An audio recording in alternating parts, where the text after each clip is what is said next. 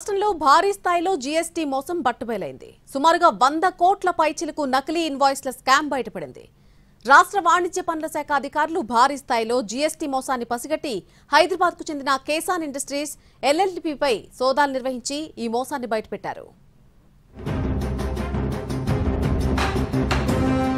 Telangana commercial tax అధికారులు ఒక బడా మోసాన్ని బయటపెట్టారు. కేసాన్ ఇండస్ట్రీస్ ప్రధాన కార్యాలయం, కంపెనీ గోదాం, మెదక్ జిల్లాలోని ఆటోమేటివ్ పార్క్, ముప్పిరెడ్డిపల్లి గ్రామంలోని ఫ్యాక్టరీలపై తనిఖీలు నిర్వహించారు. ఈ రైడ్స్ లో సదరు సంస్థ సరుకు రవాణా లేకుండానే 100 కోట్లకు పైగా నకిలీ ఇన్వాయిస్లు జారీ చేసి మోసం చేసినట్టుగా అధికారులు గుర్తించారు.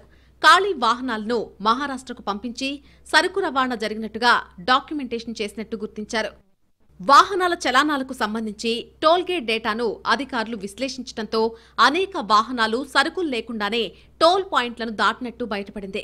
ఈ ప్రక్రియ ద్వారా కేసాన్ ఇండస్ట్రీస్ సంస్థ ఇన్పుట్ ట్యాక్స్ క్రెడిట్ కింద 33.20 కోట్లు అక్రమంగా రిటర్న్స్ పొందినట్టు అధికారులు గుర్తించారు.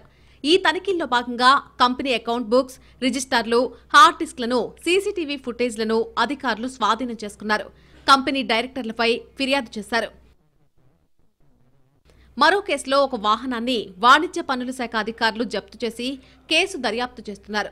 ఆ వాహనం నెంబర్తో అనేక తప్పుడు ఈవే బిల్లులు జారీ చేసినట్టుగా గుర్తించారు. ఇది సీజీఎస్టీ చట్టానికి విరుద్ధం. వాహన యజమానిపై పోలీసులకు ఫిర్యాదు చేశారు. సీఎం రేవంత్ రెడ్డి ఇచ్చిన ఆదేశాల మేరకు ప్రభుత్వానికి రావాల్సిన పన్నులను తప్పించుకునే ఎలాంటి ప్రయత్నాలనైనా అరికట్టేందుకు అన్ని చర్యలు తీసుకుంటామని వాణిజ్య శాఖ చెబుతోంది.